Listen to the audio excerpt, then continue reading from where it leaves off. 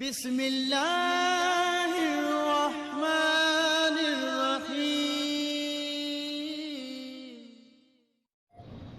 अऊज़ु बिल्लाहि मिनश्शैतानिर्रजीम। बिस्मिल्लाहिर्रहमानिर्रहीम। अल्हम्दुलिल्लाहि रब्बिल आलमीन। अस्सलातु वस्सलामु अला अशरफिल अंबिया'i वल मुरसलीन व लानतुद्दाइमतु अला अअदाइहिम अजमईन मिनल आना इला क़ियामि यौमिद्दीन।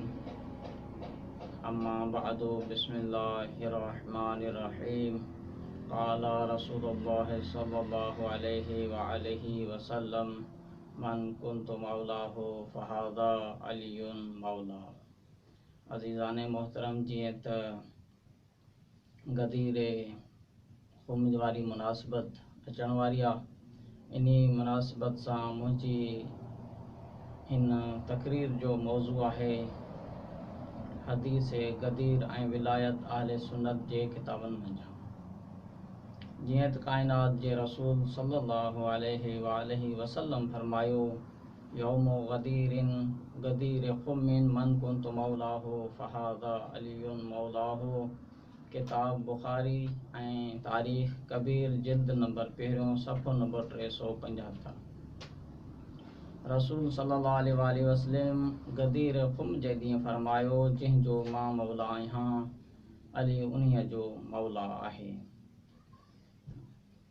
वरी फरमाइनि था, क़ाल अल्लाहुम्मा मन कुन्तु मौलाहु फ़अलियुन मौलाहु।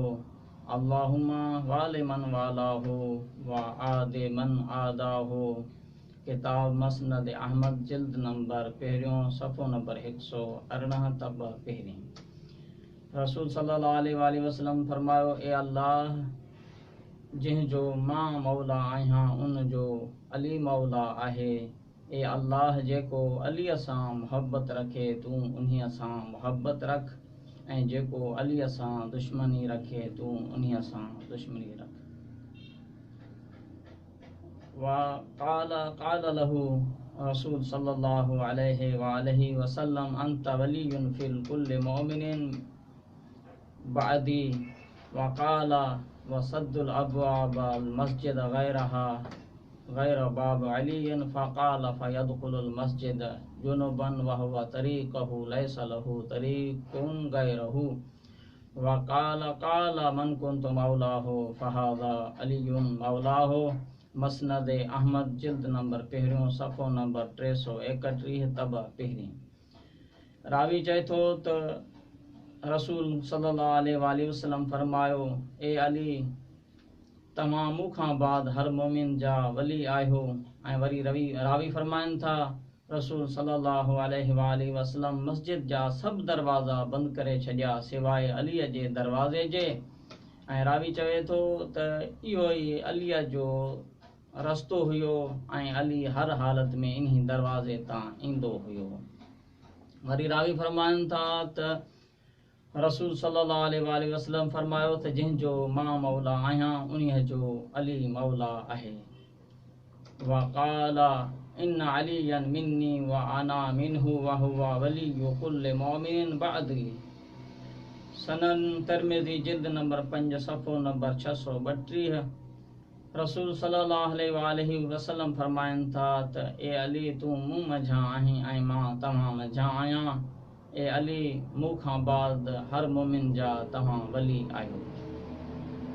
वरी अॻिते फरमाइनि था, फ़अख़ज़ बियदि अली रज़ियल्लाहु अन्हु फ़क़ाल अलस्तु औला बिल मुमिनिन मिन अनफुसिकुम। क़ालू बला। क़ाल अलस्तु औला बिकुल्लि मुमिनिन मिन नफ्सिही। क़ालू बला। क़ाल फ़हाज़ा वलियुन मन अना मौलाहु। अल्लाहुम्मा वालि मन वालाहु। अल्लाहुम्मा आदि मन आदाहु। सुनन इब्न माजा जिल्द 1 ऐं सफ़ो नंबर 43। बस रसूल सल्लल्लाहु अलैहि वसल्लम अली अलैहिस्सलाम जे हथ खे पकड़ियो ऐं फरमायाऊं, छा मां तव्हां मोमिननि जे जाननि ते इन्हनि खां वधीक हक़ नथो रखां? सभिनी चयो, बिल्कुलु। वरी रसूल ख़ुदा सल्लल्लाहु अलैहि वसल्लम फरमायो त मोमिननि जे जाननि ते उन्हनि खां वधीक हक़ नथो रखां। सभिनी चयो जी हा। त रसूल सल्लल्लाहु अलैहि वसल्लम फरमायो हर उन जा वली ए अली तव्हां हर उन जंहिंजो मां मौला आहियां ऐं अल्लाह जेको हिन सां मुहबत रखे तो उन्हीअ सां मुहबत रख ऐं जेको हिन सां मुहबत दुश्मनी रखे तव्हां उन्हीअ सां दुश्मनी रखो। ऐं आख़िर में हिकु हदीस आहे, उन में काइनात जो रसूल फरमाइनि था मन कुन्तु मौलाहु फहादा अलियुन मौलाहु। सुनन कुबरा निसियानी ऐं जिल्द नंबर 5 सफ़ो नंबर 45। काइनात जो रसूल फरमाइनि था त ऐं अली जंहिंजो मां मौला आहियां तव्हां उन्हीअ जा मौला आहियो। वस्सलामु अलैकुम वरहमतुल्लाह।